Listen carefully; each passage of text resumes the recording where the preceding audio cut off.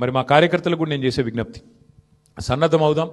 అన్ని రకాలుగా ప్రజాక్షేత్రంలో మనం ఈ ప్రభుత్వాన్ని నిలదీయడంలో సఫలమైనాం. ముఖ్యంగా మా సోషల్ మీడియాలో పనిచేసే మా తమ్ముళ్ళు చెల్లెళ్ళకు కూడా నేను హృదయపూర్వకంగా అభినందనలు చెప్తా ఉన్నాను.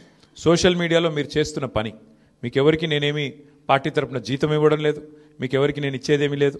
అయినప్పటికీ వాలంటరీగా పార్టీ మీద ఉన్న ప్రేమతో, నాయకుడు కేసీఆర్ గారి మీద ఉన్న అభిమానంతో మీరు చేస్తున్న కృషి, మీరు చేస్తున్న పని ఏదైతే ఉన్నదో మనస్ఫూర్తిగా నేను మీకు కూడా ధన్యవాదాలు తెలియజేస్తా ఉన్నా.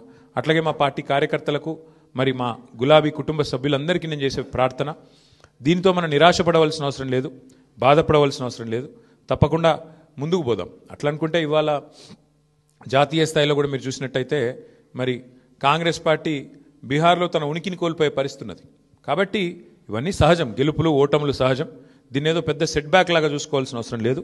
తప్పకుండా మరింత బలంగా వద్దాం, ముందుకొద్దాం. ఒక